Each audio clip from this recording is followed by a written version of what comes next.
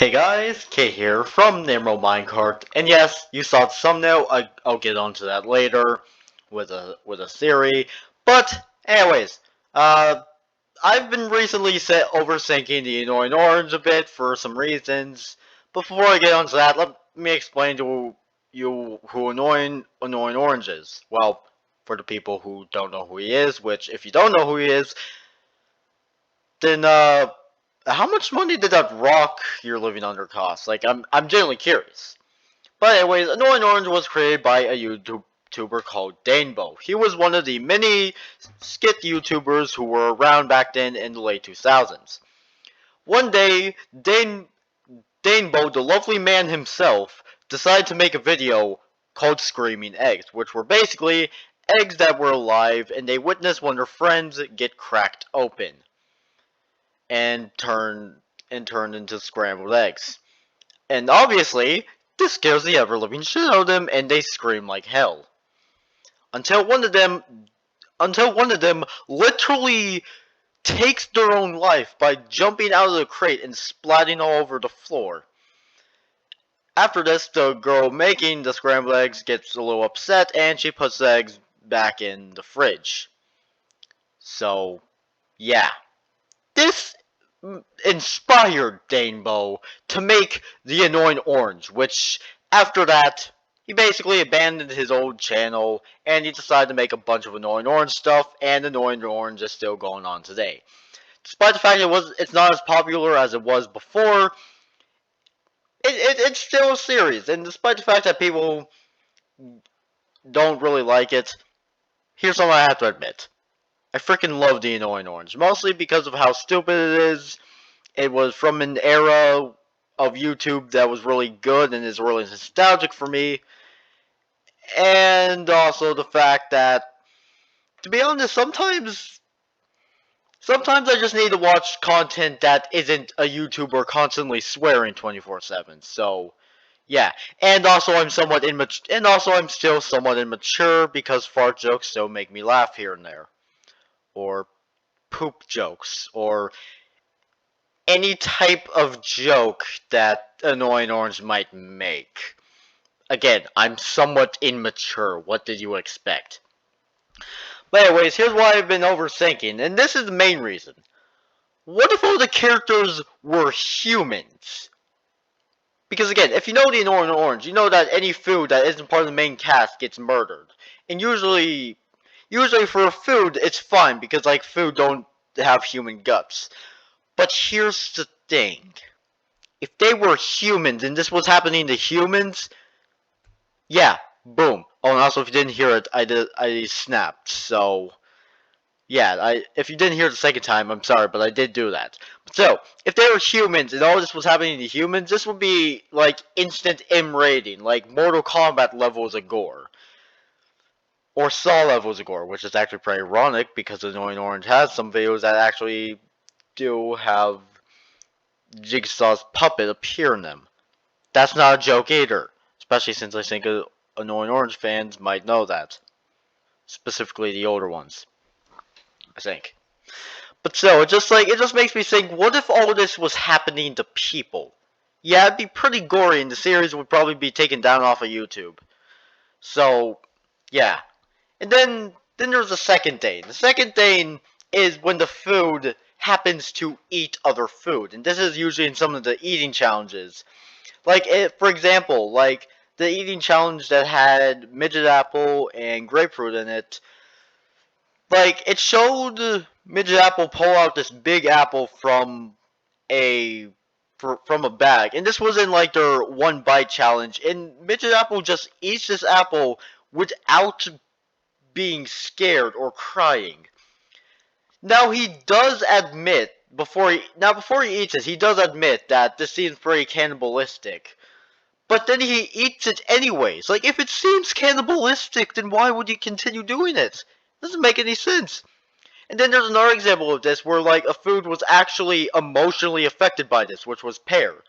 Now, this was around when, like, there were more channels based off the Annoying Orange characters made by Danebo, like Marshmallow and Pear's channel had Pear, who is voiced by Danebo, which actually there is a joke in Annoying Orange where like whenever Danebo or Pear are around next to each other, there's a joke that they sound the same, and together they say, "We don't sound the same," even if they really do sound the same.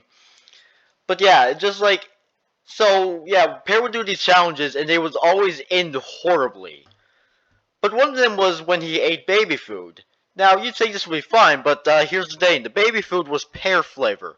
And when Pear finds that out, he starts to have a mental breakdown, realizing that he just ate something pear-related, and he yells, "I'm a cannibal."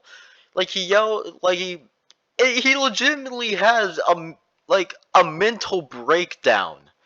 That's not a joke either. This is something that actually happened. It's like holy fucking shit. And again, this brings back like what if these characters were humans? Show would be a lot darker.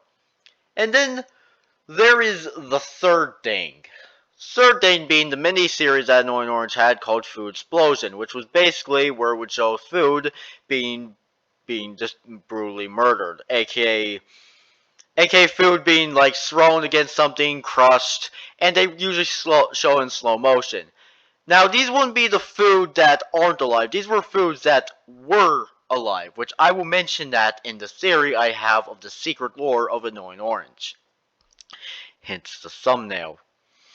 But yeah, so it basically I just imagine like what if again this is where I bring up what if these characters were humans? Because if they were humans, that means it would be in their universe it'd be a show where they show people get brutally crushed to death or brutally thrown against a wall. Like it just baffles me that they would actually do that. And again, like the audience for the show don't seem to care at all that their own kind is being brutally murdered. Even if in normal Annoying Orange episodes, they have problems with it, but they don't react to it. And hell, even Annoying Orange laughs to this, which also proves that Annoying Orange might be some sort of psychopath or something. I think. God if I know. But yeah, and now there's the fourth thing. Now you would think that if Orange and his friend Rare Food happened to be alive, left the kitchen, they'd be safe from the massive floating arm and knife. Or maybe the arm is attached to someone, we just don't know who they are. Maybe it's Danebo or something. Maybe Danebo's the real villain of the series. Maybe. I don't know, but that's not going to be part of the series. But yeah, you'd think that they'd be safe from the arm with the giant kitchen knife. But oh boy, you would be completely wrong because in another miniseries Annoying Orange had, which was a Black Friday scene one, where orange, pear, grapefruit, midget apple, and marshmallow wait in a very long line until Black Friday. And I'm not really surprised because usually people go crazy for Black Friday. I'm honestly not surprised that Black Friday shopping isn't a show or type of sports game that is shown on TV because the amount of people who would watch that would be a lot. But anyways, getting back on topic, you'd think because all these foods are out of the kitchen, they're safe. Well, no. As we see, the arm the giant floating arm with the kitchen knife comes out of nowhere, stabs a tomato, and pulls the tomato away with its knife. And over the series, we see more and more food get murdered, and it wasn't until the episode before the last one where a bunch of other foods get murdered for Thanksgiving. So, yeah, it's just...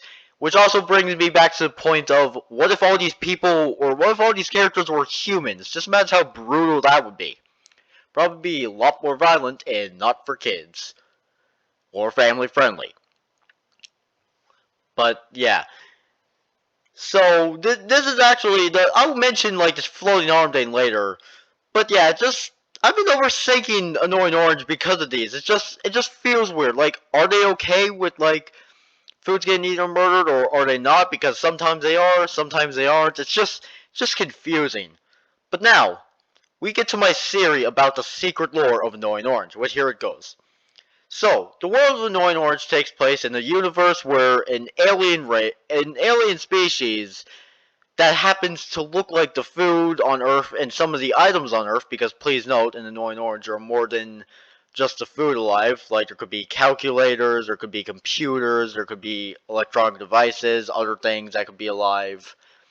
Hell, there was even one time where an asteroid that was a Transformer or a Decepticon was on this show for one episode, which is also why I mentioned the calculator earlier. 10 points to any Annoying Orange fan who gets that reference, but still. Yeah, so basically, it takes place in a universe where an alien species that happens to look like the food and items on Earth happen to live with humans, and occasionally they'll get murdered or eaten, or sometimes they're just left alone. But this world is watched over by an evil godlike being, that being the massive floating arm with the massive kitchen knife that likes to, which is the being, or the being who occasionally likes to chop up all the foods or destroy any of the items part of this alien race. Which also, if you think like all the foods would be defenseless, we have seen like the foods fight back once, which was in like the 10,000 calories challenge, which I'm sorry if I mispronounced that. But yeah, in the video of the 10,000 calories challenge, like Annoying Orange and some other random foods are trapped by the jigsaw puppet, and like they are given weapons, and when like the hands start to go for them, like they literally slice the fingers and hands off of these arms, and like no joke, blood literally gushes freaking everywhere. That's not a joke either. That actually freaking happens. And should I remind you that most of Annoying Orange's audience are children. Now, I'm not saying Annoying Orange is completely kid friendly because, it's not completely kid friendly because there are some moments that can be brutal or terrifying. Just watch his videos of Jump Scare and Jump Scare 2. Trust me, both of those are actually genuinely terrifying, especially if you're watching them in the middle of the night. Like, jeez, it's just creepy. But yeah, back to the theory. So yeah, I think like they will also occasionally fight back against this evil godlike being. And then there's another part of the theory, which explains why Orange and his friends haven't really died. But before I explain that, I will have to mention the only time when Annoying Orange himself actually died. No, the April Fool's episode doesn't count because I was just Midget Apple in the costume, and Midget Apple didn't get hurt. So basically, in one of the episodes that had a TV remote that basically had time god powers, there was a scene where Annoying Orange got cut in half and was juiced. But then this remote reverses Annoying Orange's death. Because to be perfectly honest, if Annoying Orange died permanently, there would be no reason to continue the episode. Unless Danebo thought of some crackhead reason to continue the series or something. I don't know, but still. That Annoying Orange is ever going to end until Danebo either feels like it or he retires. I don't know. I doubt he's ever going to retire, and even if he does, he'll probably pass it down to someone else. I don't know. But yeah, but the reason why Annoying Orange and his friends aren't dead yet because they're protected by another godlike being. Now, who could this godlike being be? Simple. Grandpa Lemon. Now, if you know Grandpa Lemon, you know that there are mostly jokes about him being extremely old and him being in, like, the 1950s or 1930s. Hell, even in the Annoying Orange TV show, the one that, like, was a spoof of, like, the Founding Fathers thing, when, like, Chris Columbus found America, I guess. I don't know, I may have fell asleep in history class a few times here and there. But yeah, it was a spoof of that in one of the episodes of Annoying Orange's old TV show he had on Netflix. Like, there was a character that looked like Grandpa Lemon, and, like, Grandpa Lemon was the one telling the story, and, like, Annoying Orange made a joke that he was that old. And then Grandpa Lemon says that's because he was actually there. Which shows that Grandpa Lemon has been around for a very long time, and because most immortal gods in fictional media are usually really old people, especially the more powerful ones. Like they're usually like really old, like usually like 100 or something. Like they either are at a really old age or they look really old. And judging that Grandpa Lemon fits both of those, my belief is that Grandpa Lemon is a type of godlike being who is protecting certain foods and who is protecting certain foods and items from being killed, specifically his friends. So yeah, that's basically my series slash the secret lore. To recap it, all of this takes place in a universe where an alien species that looks like foods and items from Earth live with humans. They that are in this world is also watched over by an evil godlike being that's a massive floating arm with a giant kitchen knife that likes to occasionally kill off the species. But Grandpa Lemon is another godlike being who happens to be protecting some of these fruits, vegetables, foods, and items that are part of this alien race, and also wants to try to keep his species alive. And now, a quick mention: the TV remote, which is also a theory that there's more than the one god in this universe. Which that one god being the evil godlike being that is the massive floating arm with the kitchen knife. Besides Grandpa Lemon, we could believe that this TV remote could be some sort of time god who also secretly works with Grandpa Lemon to keep everyone safe. So, yeah, that's my crackhead theory of the secret lore of the Annoying Orange. So yeah, anyways, do you think I went completely batshit insane with this video? Because trust me, I think I have, but I'm not really that insane, thankfully. I think, I don't know.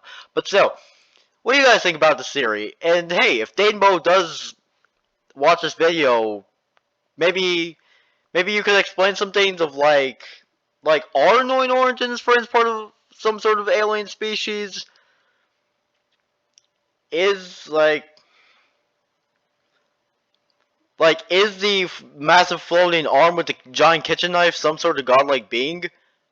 What time was Grandpa Lemon actually born? And most importantly, is Marshmallow non-binary? Because Marshmallow seems to go by both genders or doesn't really care what their pronouns are. So, is Marshmallow non-binary? I'm just curious. But anyways, yeah, that's going to be it for this video. Make sure you guys subscribe and like for more, and I'll see you all guys later. Peace out, home guards, and goodbye!